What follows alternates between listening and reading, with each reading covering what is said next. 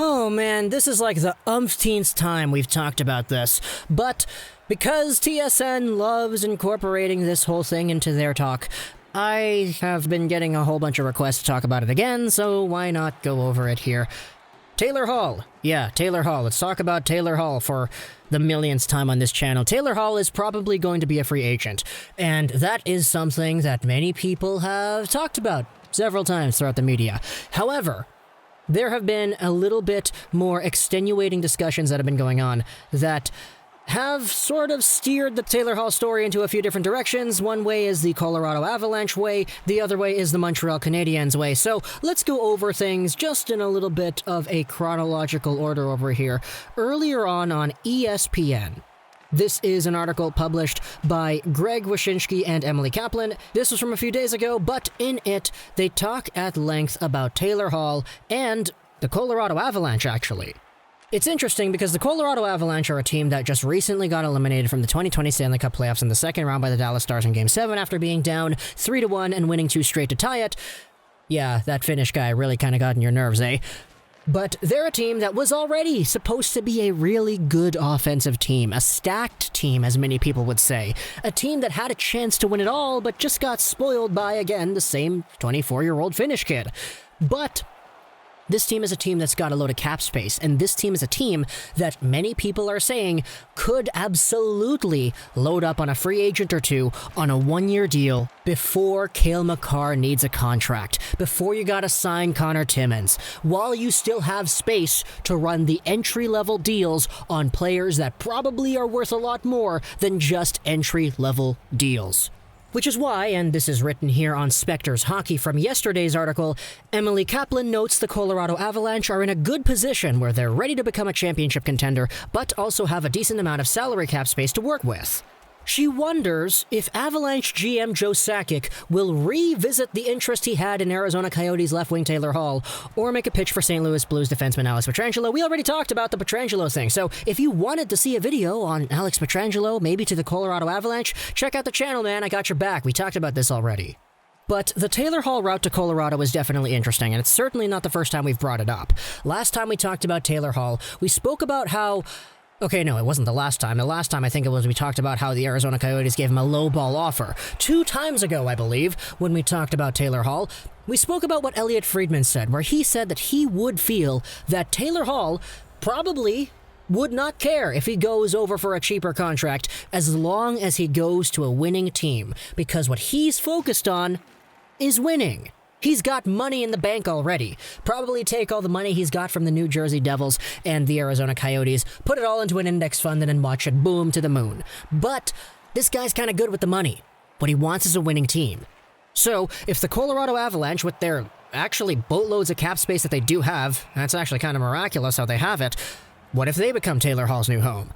All I know is that the Colorado Avalanche will probably win the first overall pick sometime if Taylor Hall is with them, but on the ice, you get yourself a player who can legitimately contribute maybe Hart-caliber potential points. I'm not sure. Does he still have that in him? I'm not sure. But Taylor Hall playing on a second line with a Nazem Kadri certainly doesn't sound bad now, doesn't it? When everybody is healthy, you have McKinnon, Landeskog, Rantanen as your first line. You have Nazem Kadri, Taylor Hall, and, I don't know, Valeri Nichushkin on your second line, and then whoever you want in your bottom 6. Because all those players, probably except for Nichushkin, are legitimately elite talents, and that's good. That's really good. Whether or not it is realistic towards happening is a different question, though, because there will be 30 other teams who will have the ability to sign Hall to a contract. Obviously, some teams way more easier to do so than others.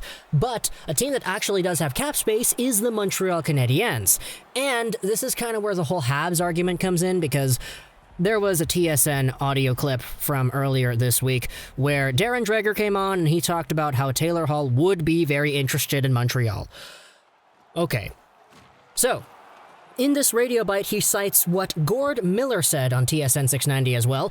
Gord Miller said this on TSN 690, that for the Montreal Canadiens, who knows if they ask Taylor Hall, Come over to our team, we'll give you a 1-year deal, see how you like it. If not, thanks for your service, we wish you all the best.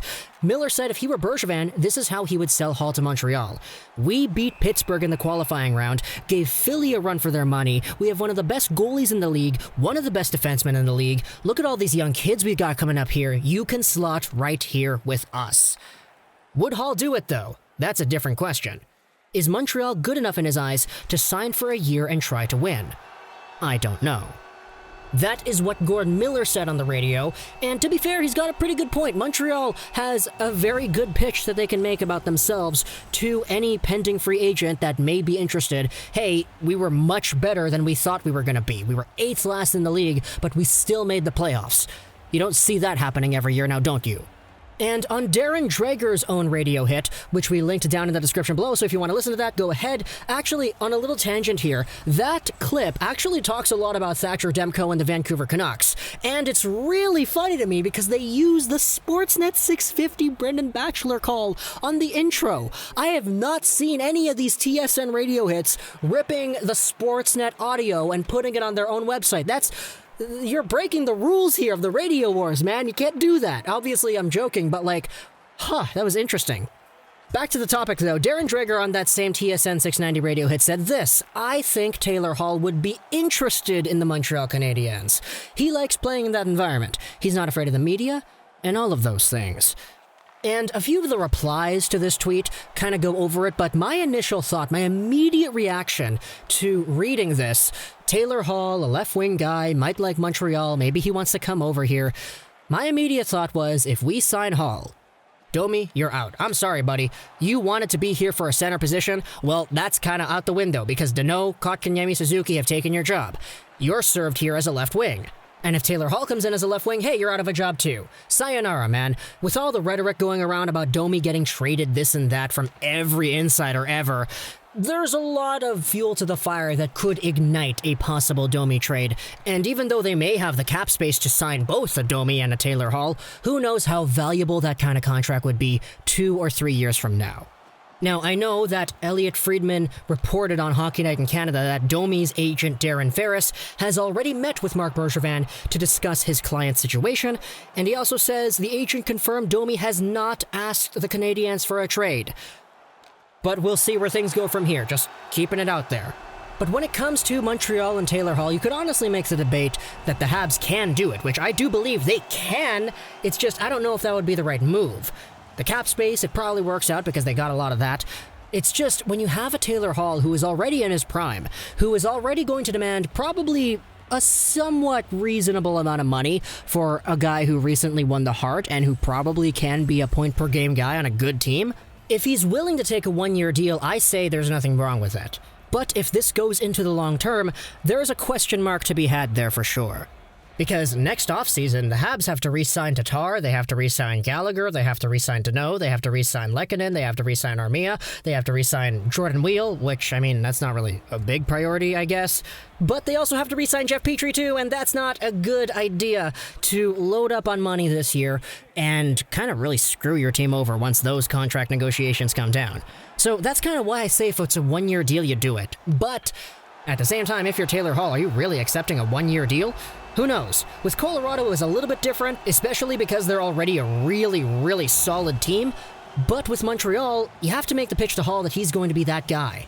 That number 1 point producer on your team that will unanimously be the best player offensively night in and night out. Because that's what he's supposed to be. If you sign somebody like a Taylor Hall, if your best players on your team are Suzuki, Thomas Tatar, and Kotkaniemi, you're bringing in a Taylor Hall to be that guy. That's how it works.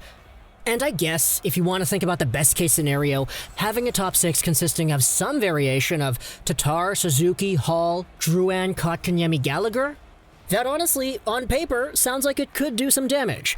However, Philippe Danault is now on your third line, and we already talked about what happened with him when he was on the third line. He didn't like that his offensive side was not being utilized to the best of its ability, so that creates a lot more problems here too. Now, do I dismiss the idea that the Canadiens could go out there and probably should sign a big free agent? No, probably not, but Taylor Hall is a different animal, man. This has been the guy who has been the number 1 projected free agent the entire year. And with the way the Canadian season ended, I don't know if it's enough to say, okay, the Canadiens beating Pittsburgh and playing against Philadelphia is enough for them to go out and get a number 1 left winger who will play for your team for 1 year, who will help you try to win the cup next year. I guess in theory you've got nothing to lose, but I would rather much spend that money on somebody who could probably help out this team in the long term, alongside of the short term too. Because this team is going to be better when Suzuki and Kotkaniemi get older, when Cole Caulfield's on the team and Romanov is here. When Caden Primo, Ryan Poehling, Josh Brook are all on the team and doing their thing, that's when this team is going to get better. And sure, they have some serviceable players now, but I don't think next year is their year. And I don't think I'm crazy for saying that. They were literally 8th last year. So talk to me how much you think about this whole idea of Taylor Hall, Montreal, Colorado, Habs, and Aves. It's a lot to uncover, I get that, but tell me what you think in the comments below. I hope you enjoyed this video. Show that show us 99, and bye.